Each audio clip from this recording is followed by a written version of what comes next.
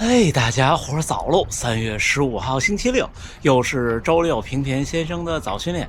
今天没说跑多远，说了是第一组是4分的配速，然后今天有观众约要见面，所以我估计我一起跑15公里差不多了就。因为上周周日是比赛，下周日还是比赛。一般我比赛周如果是目标比赛周的这个周末是一个要比马拉松目标配速要快的10公里，但是因为上一周和下一周的比赛都不是目标比赛，所以这一周就还是正常练。其实也可以多跑一点，我记得我的奈良马拉松之前那个周末，大家一起跑了个30公里呢，挺带劲的。我正在听赵可老师他们的落日赛道的播客小宇宙，对，高驰的 Pace Pro 啊 Pace 3什么的都很快就可以公开了，现在应该已经可以随便加入测试了。大家陆续都到了，天亮的开始早起来了。我听他们的播客这一期我觉得特有意思，说了一个特别好的词儿，对我来说今天跟大家分享点什么呢？分享训练的配速这个事儿我是怎么弄的。我不能说教大家，我没有任何的专业背景，我就是分享一下我是怎么弄的。对，一会儿再跟大家详细聊，好吗？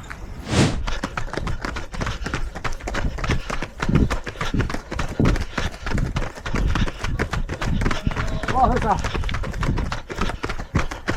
这个用啊，我啥？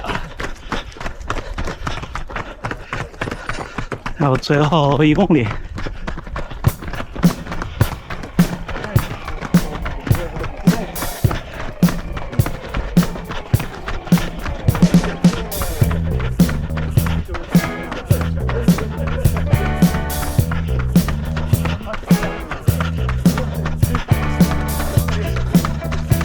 最后1公里稍微提一提，不提到很快。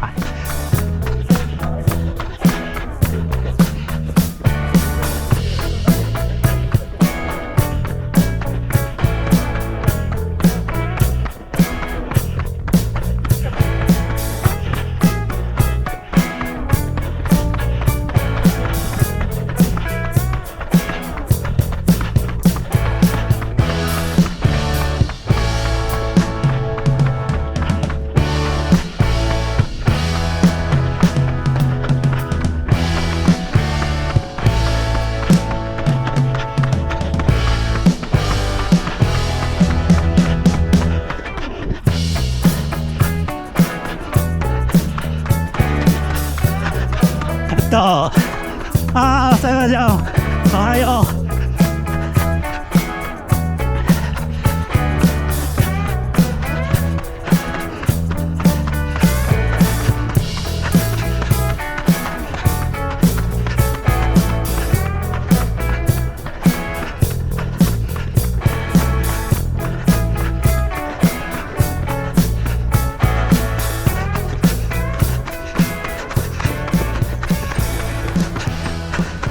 可以，来错，来错，1万多。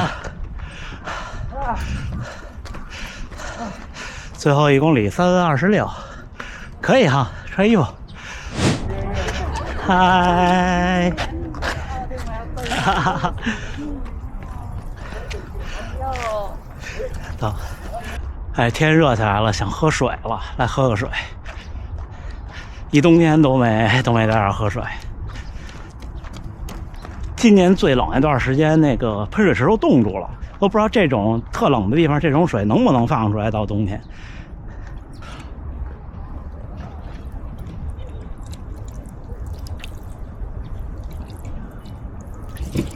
你们好，你们好，你们好，好瘦啊！你们看这位观众还记得吗？奈良马拉松我们折返的时候见过，然后之后在这儿跑过步，对吧？当时还有一位女士。对，你们看这件衣服 ，NGY 纳戈雅名古屋，但是没有 Tiffany 了，对不对？哈哈，你们好，你们好，都怎么称呼？你们好？我姓邵，我姓邵。邵先生从哪来？上海。上海来玩吗？对。很高兴认识你。是哪一位给我发的私信？你们好，都是来玩的吗？我都是学院的。东京的哦，我看着装束就像是在这儿生活的人。您呢？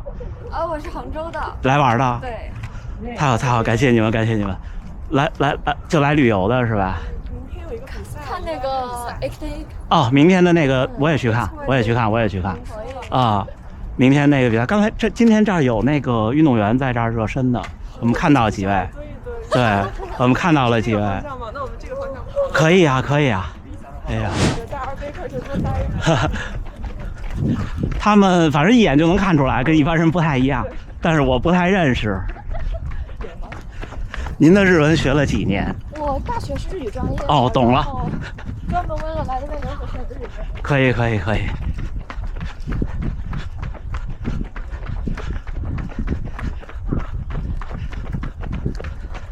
我们这次名古屋 PB 了36分钟。PB 了36分钟。418到341。好，厉害，418到341。但是你们都好年轻啊，你们2个人加起来跟我一边大。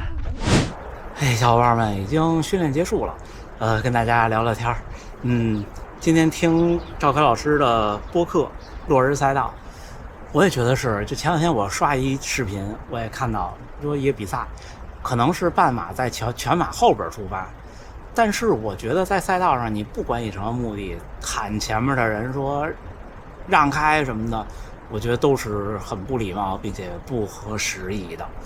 因为在你眼里，虽然你可能是半马精英，你看到前面全马5个小时6个小时的小伙伴们觉得慢，但是呢，那对人家也是极限。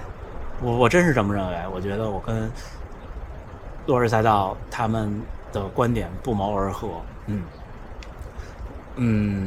可能什么时候就马拉松赛场上，你多快都有比你快的，你多慢都有比你慢的。吉普乔格、贝克勒也不是永远的冠军，大家都有。就还是那句古话吧，你说谁都有走窄的时候，何必在你强势的时候就让人家怎么样呢？对不对？就是这个跟大家聊聊配速。很多小伙伴会问我说，我现在什么目标？我现在什么能力？然后我的配速训练的配速怎么定？其实这就还是刚才说比赛的这个观点。运动或者马拉松运动，其实很多时候就是挑战极限。运动其实就是挑战生理的极限的，不管是短距离的还是耐力的，不管是田赛还是竞赛都一样。对普通人来说，我先声明啊，我说的这观点就是对业余爱好者、专业运动员肯定有他更科学的办法，但是归根结底，对普通人来说就是持续重复。马拉松就是持续重复，对专业运动员来说其实也是。你看吉普乔格的团队，他们就光天化日底下训练，在体育场里，在公路上，在山上，对吧？人家也没有什么秘密。那为什么同样的训练你做不来呢？那是因为可能你的身体条件扛不住，恢复能力达不到，等等，都有原因。不是说一个东西就适合所有的人。至于配速这个，我有一些不成熟的经历。从2022年之前，我所有的训练基本都是追随体感，而且呢会尝试着，大多数时候会是一个先慢后快，就是跑到后边有的时候觉得你越累越想跑快点，赶紧结束，这是一个心理。但是那时候我觉得，虽然我这么日复一日的重复，没有什么科学，但是我相信水滴石穿。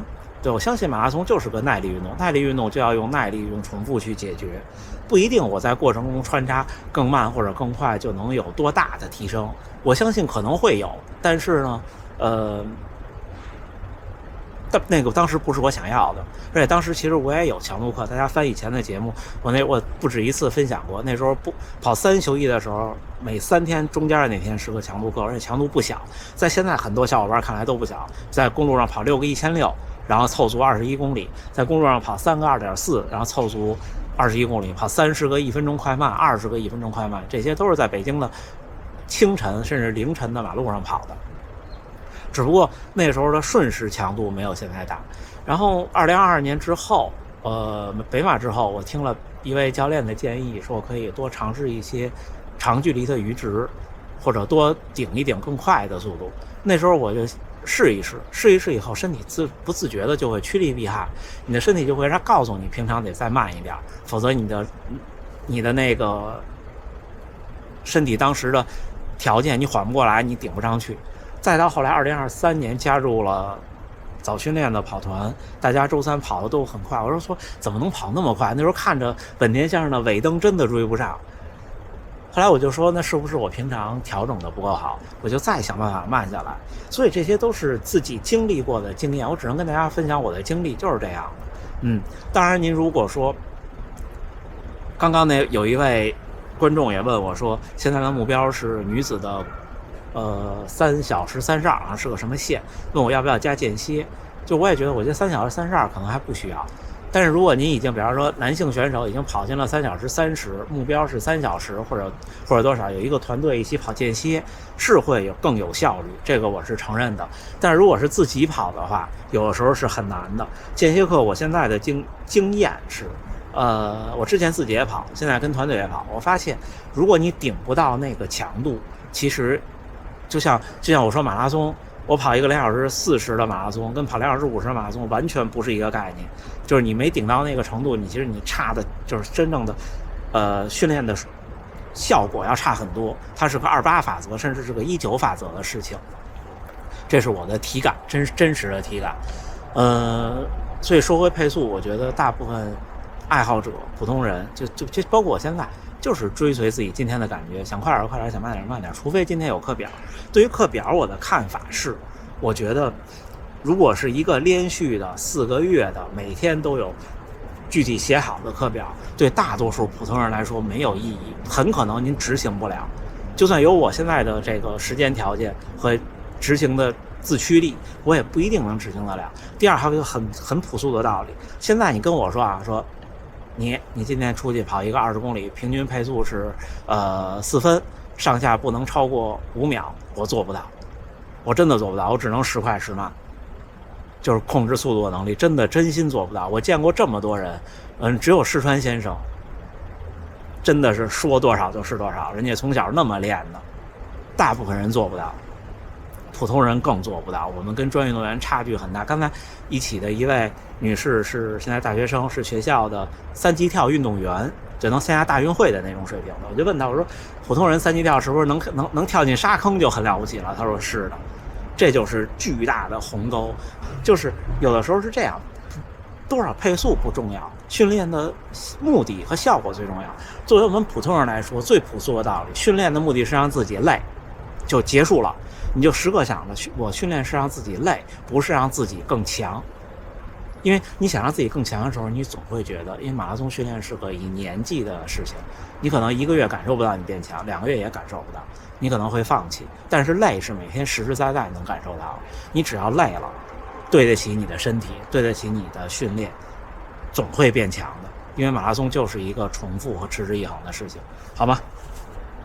最后给大家看看今天一个3公里热身，一个5公里冷身。刚才蔡奇跑有2公里我都没开表，然后跑了一个15公里一起，大家看看15公里平均配速3分56，运动表现出色，有氧效果提高，最快1公里3分26，就是最后那1公里我加速了，最大心率冲到177，平均心率161，累计爬升53米，平均步频208，步幅1.22米，垂直振幅比4.7，垂直振幅5.7。左右平衡今天是49-51，说明伤开始好了。触地时间178，是不是？就不成熟的经验吧。我是一个控制速度，让我稳定一个速度能力很差的人。我控制不了那么稳。大家看我那些30公里的减加速就能看出来，就很狼狈。行，不跟大家多说了。今天下午北京时间1点半还是直播间，我们聊聊天。最后还是祝大家能努力生活，健康平安。咱们下回再见。